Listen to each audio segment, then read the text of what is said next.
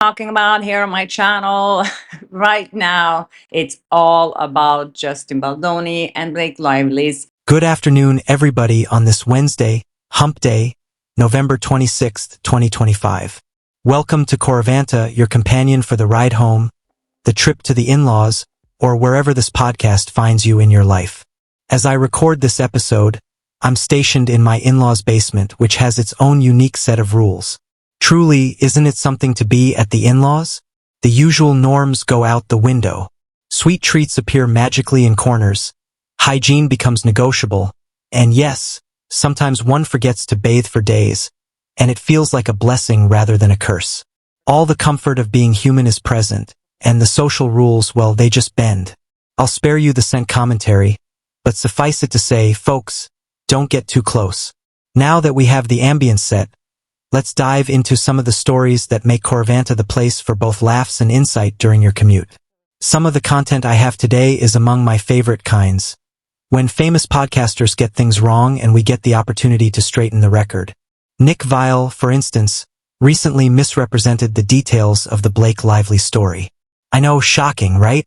This is not a repeat. This is fresh content, and he managed to get it wrong again. Yesterday, I appeared on Reality Steve's podcast, which I believe aired today. Our conversation circled around Nick's continued errors, and I must say, educating people on basic court procedure and context when they blunder is endlessly entertaining. So that's on deck, but there's more.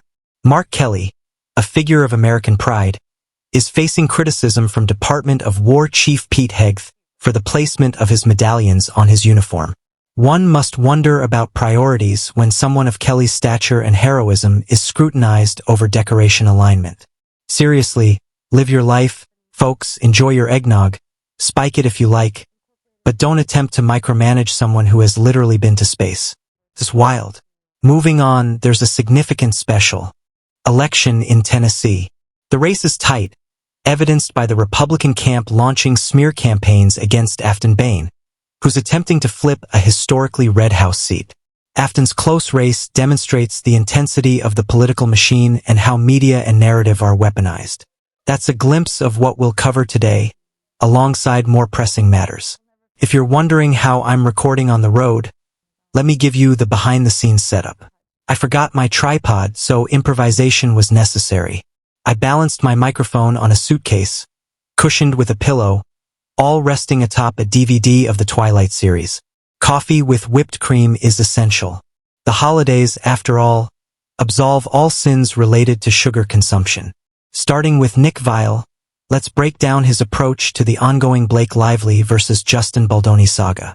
Recently, Nick criticized Baldoni's team, seemingly due to the PR coverage Baldoni is receiving. Nick has a history of aligning with Blake Lively, perhaps because of a bizarre admiration or attachment to Ryan Reynolds, or maybe aspiring to emulate him.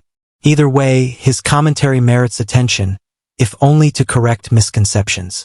For context, Justin Baldoni's text messages, which include support from Rainn Wilson, have been cited in the court documents. Nick framed these messages as if they were smoking gun revelations, implying that they suddenly proved Baldoni's innocence. The truth is far more mundane and rooted in legal procedure. These texts exist in official court filings and provide insight into the timeline and interactions relevant to the harassment case.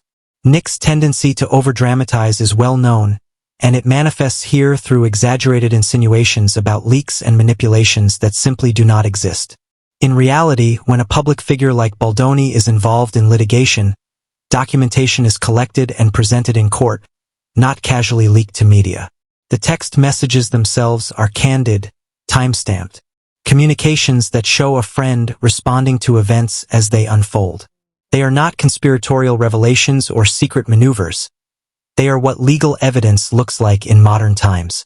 For example, Baldoni recounts being blindsided by accusations, detailing hours of distress, and explaining how interactions with Ryan Reynolds and others complicated his situation. Rainn Wilson's texts are responses to these real-time experiences, providing context and support. Nick, however, interprets these texts as if they are carefully orchestrated PR moves, ignoring the straightforward reality of court procedure. This is a key point. Evidence in a legal setting is documented and preserved to establish facts. Baldoni's narrative is that of someone responding to accusations, not someone manipulating media. The broader takeaway is that public figures operate under scrutiny, but factual court documents offer clarity that gossip and opinion often obscure. Rainn Wilson's messages, simple as they are, illustrate personal support and friendship, not journalistic revelation or secret proof of wrongdoing. Yet Nick's presentation creates the illusion of intrigue, which his audience absorbs uncritically. The comment sections, naturally, echo his misinterpretation, validating his claims without understanding the judicial context. It is a cycle of misinformation that, when contrasted with the straightforward evidence, becomes almost comical in its absurdity. To further contextualize, Baldoni's texts demonstrate that he was caught off guard by allegations and was navigating a complex personal and professional landscape. The messages timestamped throughout the year confirm his account of events, providing an objective lens into his experiences. Blake Lively, conversely, is shown retrospectively recollecting incidents to formulate her claims.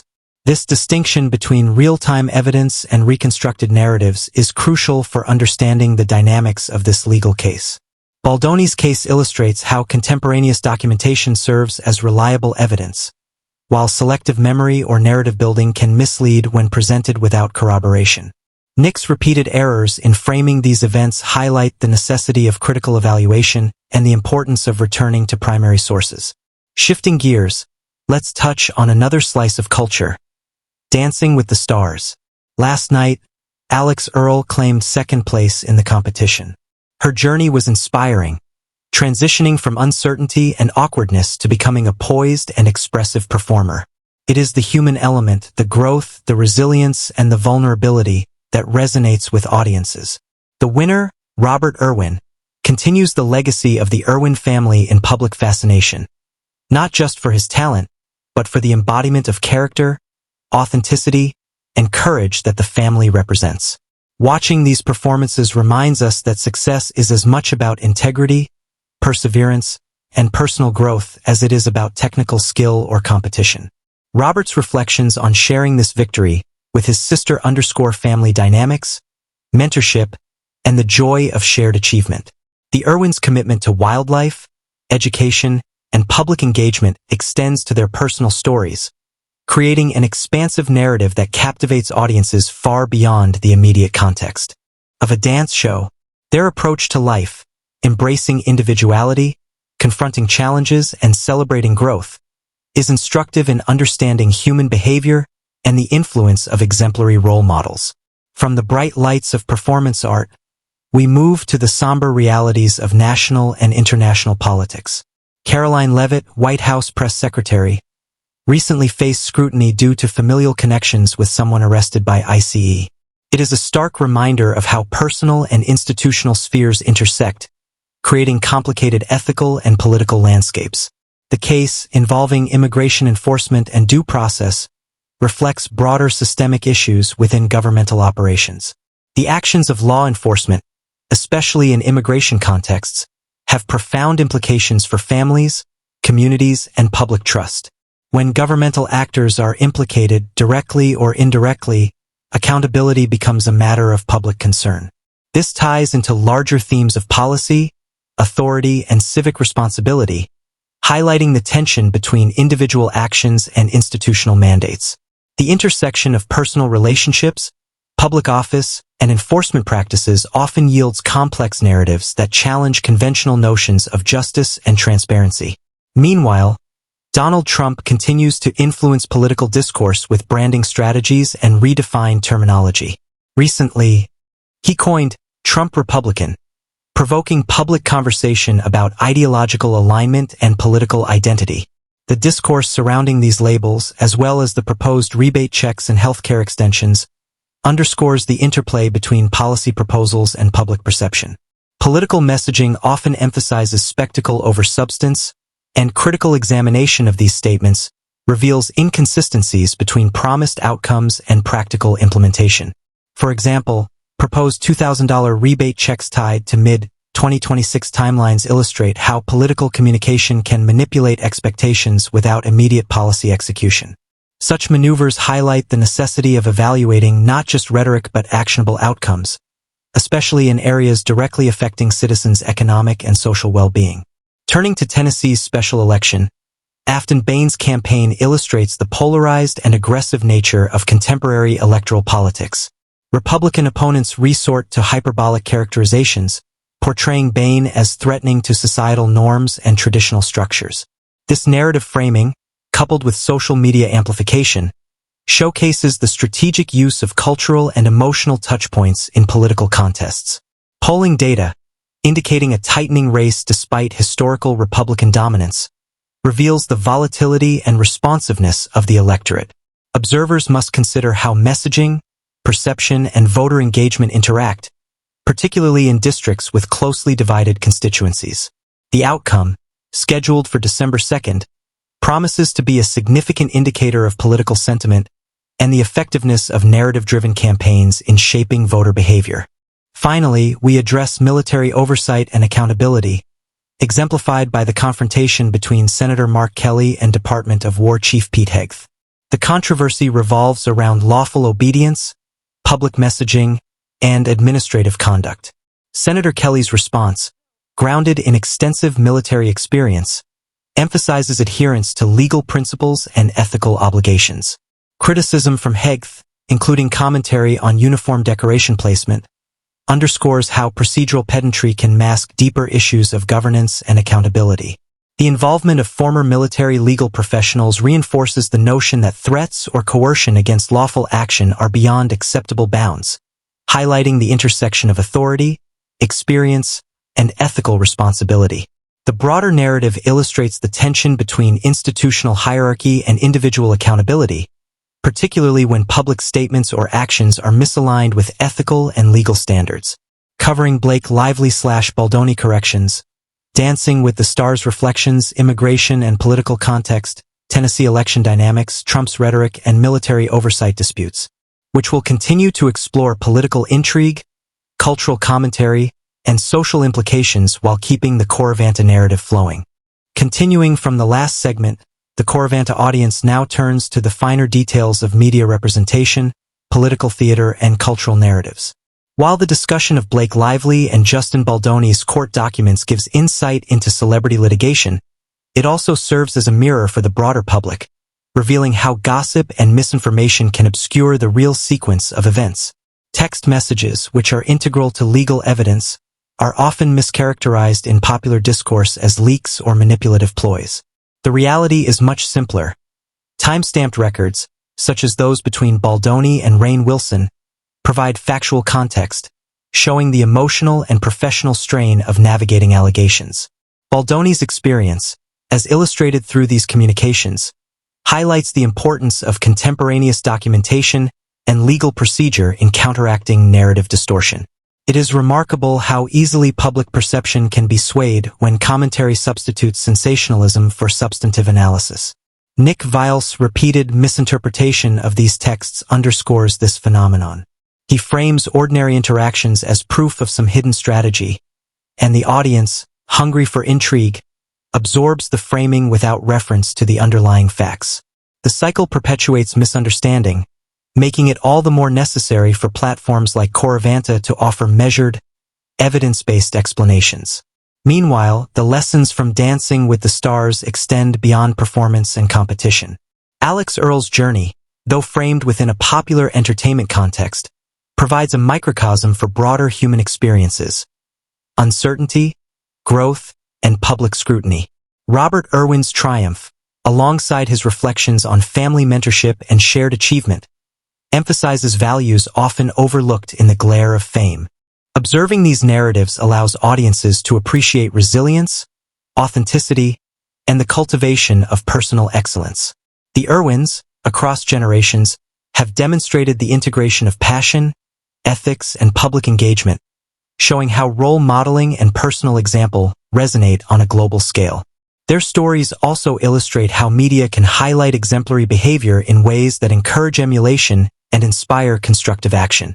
In the context of Coravanta, this narrative contrasts sharply with celebrity litigation, offering a reminder that public attention can spotlight both virtue and controversy, and that understanding the difference requires careful observation and critical thinking. Turning back to political and governmental developments, the story involving Caroline Leavitt's family connection to an ICE detention case brings the human cost of policy into stark relief. A single arrest can ripple outward, impacting families, community relations, and public perception. Such incidents exemplify the tension between enforcement and ethics, and between personal accountability and institutional authority. Within the broader political discourse, these stories highlight the necessity for transparency and principled decision-making, especially when families of public figures are involved. The intertwining of personal and public spheres demands that leaders and citizens alike recognize the weight of policy consequences on human lives. Donald Trump's continued influence on political branding and messaging also deserves attention. The coining of terms like Trump Republican or proposals for mid-2026 rebate checks illustrates the interplay between language, expectation, and policy action. Messaging can shape perceptions, but without tangible outcomes, it becomes performative rather than substantive. The proposed extension of the Affordable Care Act, delayed rebate checks, and ongoing discussions about health care reflect a political strategy where communication precedes implementation, and promises often outpace practical execution. Critical examination of these tactics reveals the importance of distinguishing between rhetorical flourish and actual policy measures, particularly when citizens' financial and social well-being is at stake. Understanding this dynamic is essential for navigating contemporary political landscapes, where media amplification and narrative framing often overshadow the practical realities of legislation and governance. The Tennessee special election involving Afton Bain further underscores the volatile nature of political narratives and public perception. Hyperbolic campaigns, social media amplification, and strategic framing create a complex environment where voters must sift through competing narratives. Despite historical trends favoring Republicans in the district, polling data reveals a tight race, demonstrating how effective engagement and messaging can shift the dynamics of electoral contests. The personal stories of candidates, the willingness to take visible action such as being forcibly removed from an office, and the response of the electorate all contribute to the evolving political landscape. The closeness of the race reflects broader societal shifts, showing that voters are responsive not just to party identity but to demonstrated commitment and authenticity. This dynamic emphasizes the importance of critical evaluation of claims and the necessity for media literacy in understanding political communication. On the national defense front, the confrontation between Senator Mark Kelly and Department of War Chief Pete Hegseth illustrates the tension between authority, compliance, and ethical responsibility. Kelly's public service, extending to space missions and military operations, provides him with a unique perspective on leadership and the importance of lawful action. Hegseth's critique, focusing on superficial issues like medal placement, contrasts sharply with Kelly's principled stance on disobeying unlawful orders. Legal experts, including former military lawyers, emphasize that Kelly's actions align with long-standing military and ethical codes. Threats of court-martial or punitive action against lawful dissent demonstrate how bureaucratic power can be misused, raising questions about accountability and governance. The broader implication is clear. Leadership requires balancing authority with adherence to law and ethics, and individuals in positions of power must be prepared to answer for misuse or misapplication of that authority. In the context of social and cultural commentary, the interplay of media, politics, and celebrity provides a lens for examining public discourse.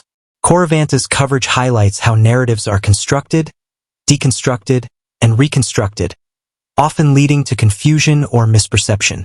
The contrast between celebrity legal cases, competitive entertainment, and governmental policy illustrates how attention is allocated and how public interest can be manipulated. Understanding these dynamics requires careful analysis of sources, motivations, and outcomes, reminding listeners that not all publicized events carry equal weight or significance. The ability to discern substance from spectacle is increasingly vital in an era dominated by rapid information dissemination and media saturation. Further analysis of the legal case involving Justin Baldoni and Blake Lively reveals broader implications for communication, accountability, and narrative framing. The text messages central to the case serve as primary evidence, illustrating the timing and context of interpersonal interactions. Misrepresentation of these messages by commentators like Nick Viall demonstrates the consequences of blending opinion with misinterpreted evidence. Legal proceedings rely on structured presentation of facts, corroborated through documentation and testimony, in contrast to social media speculation and commentary. The episode underscores the importance of returning to primary sources when evaluating claims, and the value of measured interpretation over sensational conjecture. In essence, the case highlights how facts can be distorted in public discussion, and why informed analysis is necessary to maintain accuracy in reporting and understanding. Turning to entertainment and cultural storytelling, the celebration of achievements on Dancing with the Stars provides a counterbalance to litigation and political controversy. Alex Earle and Robert Irwin's performances highlight themes of resilience, mentorship, and personal growth. Observing their development from uncertainty to competence allows audiences to appreciate the transformative potential of disciplined practice, public engagement, and supportive collaboration. The Irwin family's emphasis on authenticity, ethical commitment, and public education serves as a model for how individuals and families can positively influence society through consistent action and transparent values. These narratives remind audiences that while controversy attracts attention, exemplary human behavior resonates and endures. Returning to political developments, Tennessee's electoral landscape, the discourse surrounding Afton Bain, and Trump-era political messaging converge to illustrate how media, narrative, and perception intersect. Voters are presented with competing portrayals, ranging from hyperbolic warnings about societal collapse to factual reporting on policy positions. The narrowing margin in the district highlights the impact of engagement, messaging, and narrative framing, emphasizing the necessity for informed decision-making among constituents. The broader lesson is the enduring importance of civic literacy, critical analysis of political rhetoric, and active participation in democratic processes. Meanwhile, military oversight and accountability remain pressing concerns. Senator Kelly's insistence on ethical compliance and lawful action, contrasted with Chief Hegthe's pedantic focus, underscores the tension between authority and responsibility. Experts consistently affirm that Kelly's actions were appropriate, reflecting adherence to legal and ethical standards. The potential misuse of bureaucratic power highlights the importance of transparency, oversight, and principled leadership in governmental institutions.